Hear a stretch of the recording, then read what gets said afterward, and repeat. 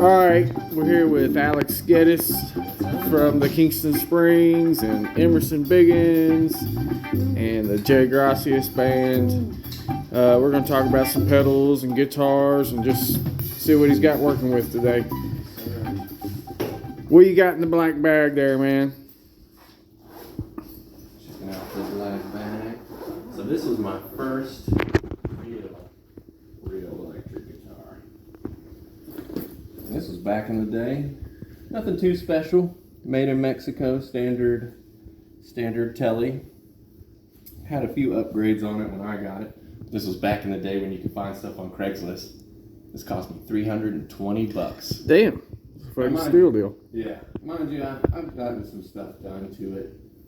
You know, upgraded to the nice brass saddle bridge, barrel bridge, upgraded the pickups. What pickups have you got in it? So they are, I think it was Analog Man and Lindy Fralin did a mash-up type deal and worked with, his name is, I believe it's pronounced Jim Weeder, and he replaced Robbie Robertson in the band after they broke up, and he was playing guitar with them, and he's a telemaster, and he had a 52 broadcaster, I believe. It's a tree.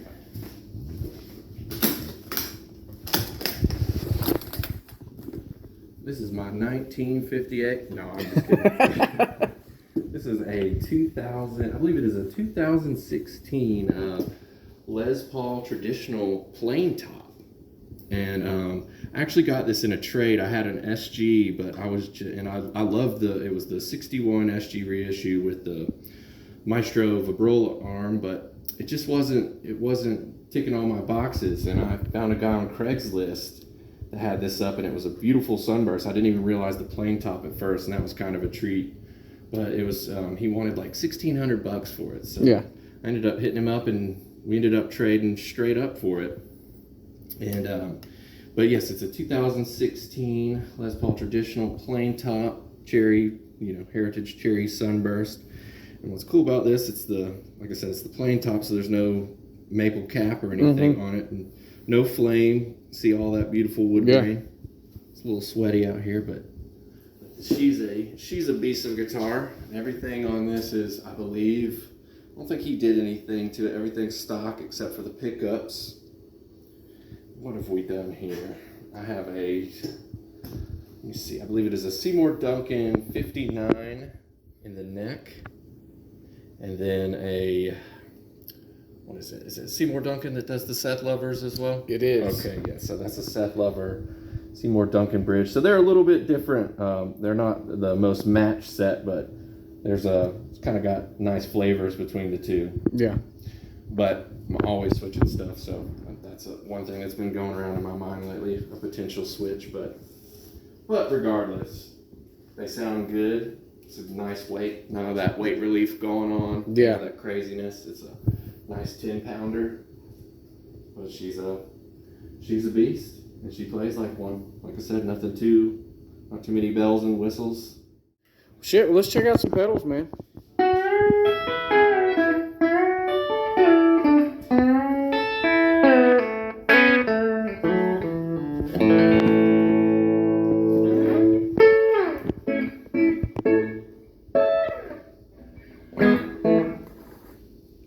Oh yeah. So what kind of pedals have you got here?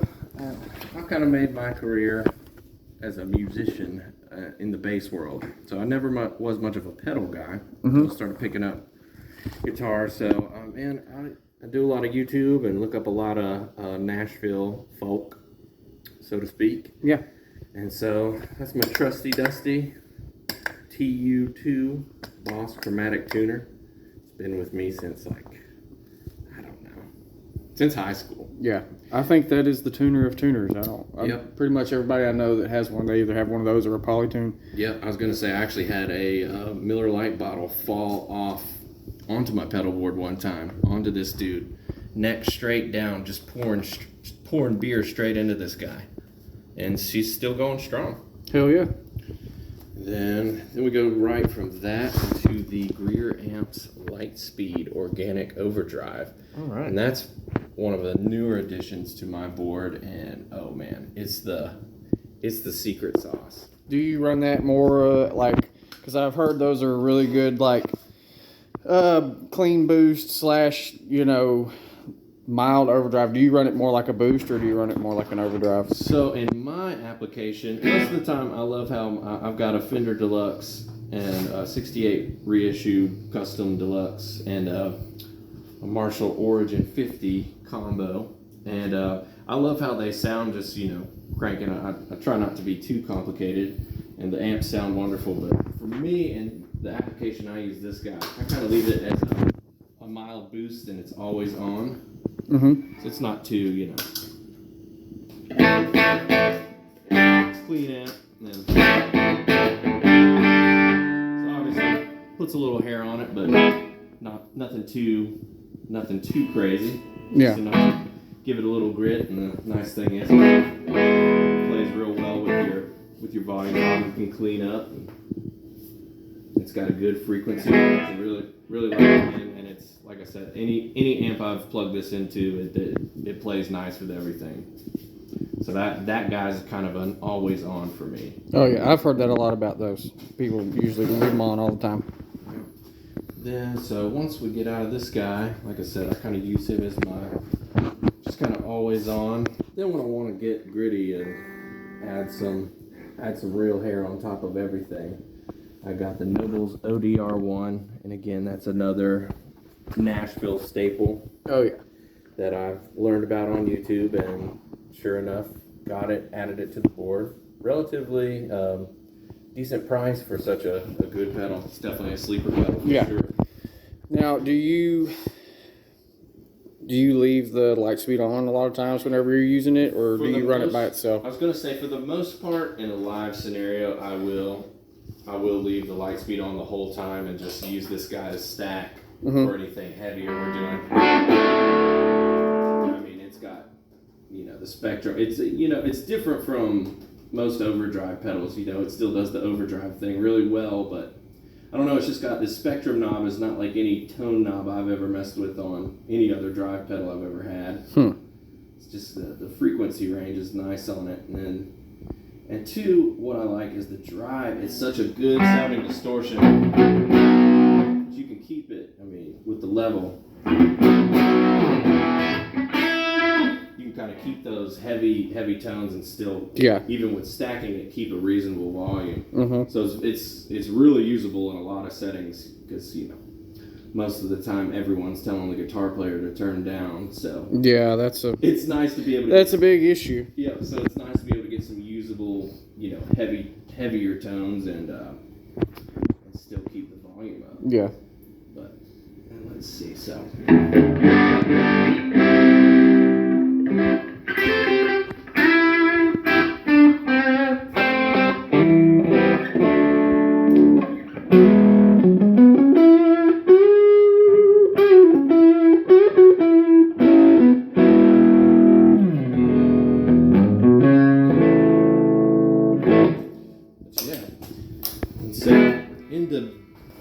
So from the Nobels, we move over into the Archer Icon by J Rocket Audio Designs, and this guy was it's a little pricey, and I'm sure you can tell by the looks of it what it's actually an exact replica of. Supposedly, the people, which I don't know much about the history of the Klon itself. I'm not too in depth on the history of that, but I know this is almost a part for part recreation into what I'm going into the fun section of my pedal board. Oh yeah. They don't really get a whole lot of use, but anytime I'm feeling a little froggy, throw some stuff in. So this guy is a Mooer Soul Shiver. And man, Mooer makes some cool stuff, and I love the size, and man, they're cheap. I think I got that thing like around $70. Dang. On the old Amazon. And it's cool, man. It's a chorus, vibrato, and rotary in one. And move into the classic MXR Phase 90. Oh yeah. And then I did the I did the little mod to it. This is the block version, and I did the script mod. I can't even remember what tiny little capacitor it was, but you literally just open it up and just clip the leg of one tiny little capacitor in it. And man, it cleaned it up nicely. And it's so it kind of lost that boost function. Oh, yeah. I know the Phase 90 that I used to have, like whenever you kicked it on, it like seemed to like boost the signal a little bit, which I wasn't a fan of. Oh yeah, boosted. Well, I was gonna say when I got that one, it boosted it real hard, and then man, the sweep of it was it really wasn't too usable unless you were trying to get real out there with your sounds. And when I did that mod, man, it definitely made the phasing more subtle. But I dig that because it kind of gives you some freedom to really play with this all the way around the spectrum. And man, for like the country and western stuff we play, I mean, it's a sound, it's just a sound you can't beat. You gotta have it on your board. Good speeds. And this guy, I actually just got that one because I had an old Supro amp for a little while, and it was and I didn't have there wasn't any verb on the amp, so I was like, all right, I got to get me a decent verb pedal, and I really didn't know.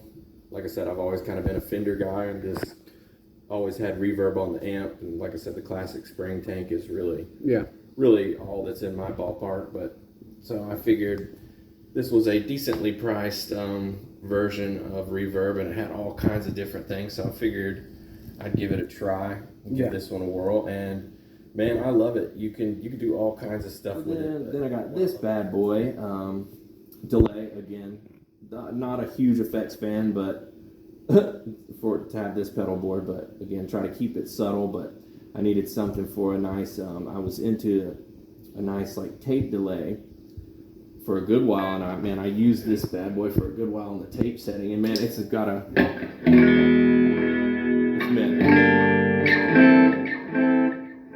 To be a digital pedal, again, it's pretty convincing. A lot of the stuff I do now, I will typically just throw on your classic. Just your.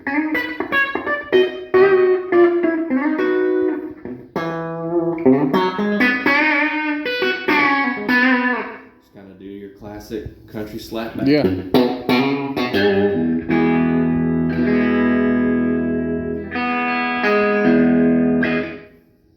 Well, you want to give us a quick rundown about this amp real fast? We've got a few more minutes left here. Heck yeah. So with this guy, he's a newer guy, and like I said, I'd gotten to a place where I loved the deluxe. I'm always a Fender guy at heart, but I was looking for something with a little more clean headroom. And man, this one kind of caught my eye just because it's got the built-in attenuation on it. It's got the three different levels where, man, it's bumping a full 50 watts, and then in the mid setting it's somewhere around I'd have to look it up. I know it's like in the 10-20 range, and then the lows like 5 or below wattage wise. And so it's nice all around to have just for those settings. But man, it's kind of just your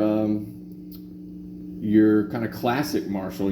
It's definitely not a high gain Marshall or anything like that. It kind of reminds me of something kind of plexi-ish. Yeah, most definitely. And man, it might even be, again, I've never owned one, so I guess I can't really speak on it, but even cleaner than that. And again, I've seen a lot of hate online about it just because it's so clean, and everyone's like, you have to max it to get any, usable grind out of it. But that's probably coming from people that are trying to chug with it or something. Oh yeah, exactly. And nothing I'm doing is chugging. I'm not doing any well, hey man, let's unplug that telecaster. I want to hear what this Les Paul sounds like through this Marshall.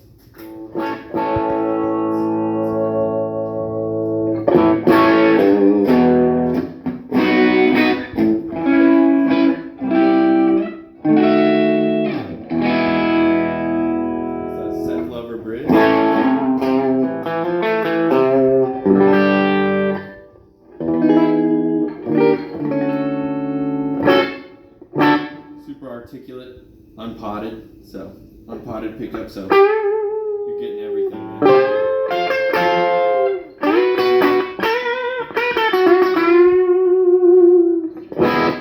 mean, you're not doing anything like super high gain. So Man, this is so for me, this is with this guy. This is about you probably never have to worry about like microphonics and stuff from the unpaired.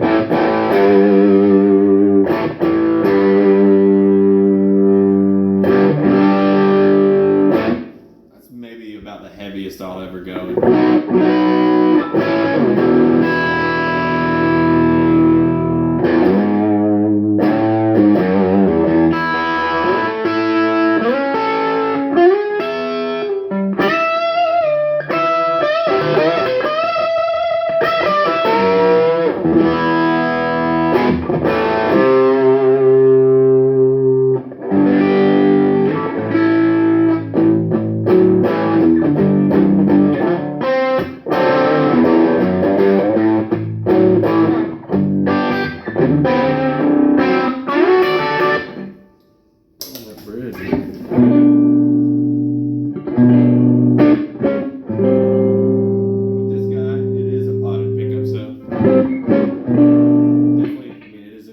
So obviously it's going to be darker, but it's definitely got a kind of thicker, darker tone. Yeah.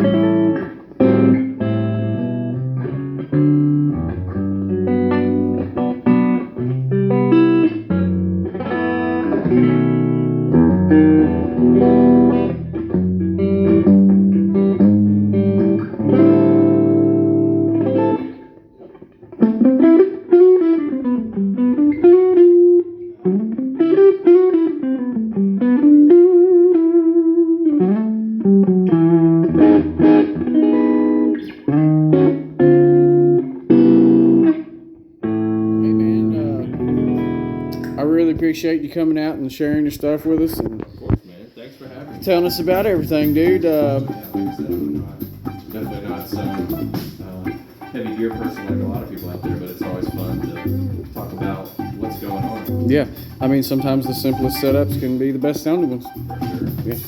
All right, well, this has been Alex Geddes from the Kingston Springs, Emerson Biggins, the Jay Gracias project. He's involved in a little bit of everything. Whoever will have me. Yeah, whoever will have him. But thanks y'all for watching, and we'll catch you next time. Take it easy.